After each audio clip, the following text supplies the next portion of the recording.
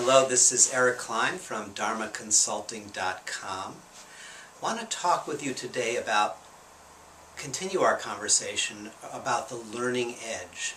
The learning edge is that place in your work, in your life, where outer challenges and inner challenges meet. It's a place that is forcing you, in a sense, into a developmental move. A move that takes you beyond your comfort zone, that is really inviting you to exercise capacities that have been dormant inside of you, maybe have been untapped or even held back.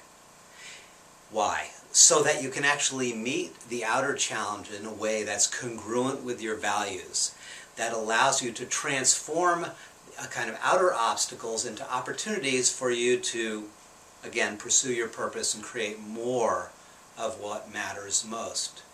The problem is that when we're on that developmental edge, when we're sort of teetering on that learning edge, that we're a bit out of balance, and that inner forces are at play that really can restrain us from exercising the kind of leadership that will move things forward, that will move our life and our work forward. Seems like that those inner obstacles, while emotionally it may seem like there's a million emotions and 1,000 thoughts and such, those inner obstacles really can be classified into three main categories. When we are pushed up against our developmental edge, three main kinds of inner obstacles rise up. And I'm going to call one of them the obstacle of control. Like, I must get control over this situation. I must dominate the situation. I must dominate the other person. I must win at all costs. It's a scramble for dominance and control. And it's like the mantra kind of underneath that is, win. It's not, it's winning at any price. It's not sort of whether you win or not, you must win.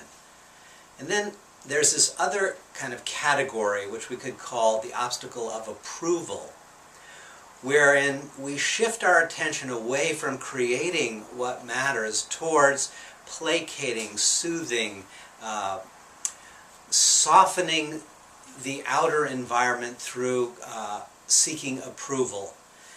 And kind of the mantra that is underlying this one would be this idea of peace at any price.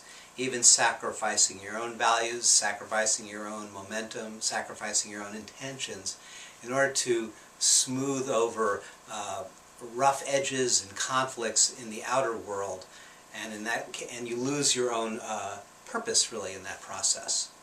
And the third kind of strategy, the third inner obstacle, would be the obstacle of safety, where we, in a sense, withdraw from the situation. We pull back. That can be physically actually leaving a particular relationship or situation in order not to have to confront what needs to be dealt with. Or it can be, the body could be the last to leave. You can stay in the meeting, stay on the team, stay in the relationship, stay in the situation, but mentally and emotionally have withdrawn sort of into a protective shell from which you critically observe other people and complain either in your own mind or to third parties about the futility, the insanity about what's going on. So control, approval, and safety.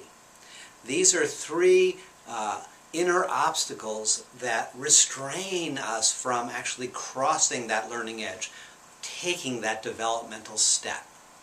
I'd like you to think about a situation that you are currently facing, one that is challenging you, where you've perhaps tried and tried again, maybe exhausted your resources, maybe feel like cynical about it or hopeless even, or maybe you just feel like, they're not going to get the better of me.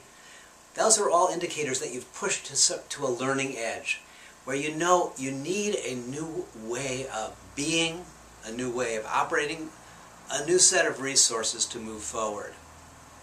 What I want you to reflect on is which of these inner obstacles seems to be most active as you approach this specific learning edge for you. Are you more being activated to try to control and dominate the situation? Or do you seek approval and smooth things over? Or are you more withdrawn and critical, pulled back? Which of those three inner obstacles seems to be most dominant for you? I'd like you to think about that. Because each of them, of course, presents a unique, specific, and perfect learning opportunity for you. That's why it's called Your Learning Edge. It's been ideally tailored to your particular inner obstacle to challenge you to move beyond it. So which of those inner obstacles is active for you? And do some reflection right now on when it's active, what are the thoughts that run through your mind? What are the emotions that are stirring in your body? What are the behaviors that you tend to engage in? Because the more you can witness and become a student of the activity of that inner obstacle, the more you can understand, learn, and observe the way it operates, both in terms of thought, in terms of emotion, in terms of actions, the more you will be able to transform it. So reflect on which one is active for you, and in our next segment, we'll talk about how to transform it. This is Eric Klein wishing you a wonderful rest of the day.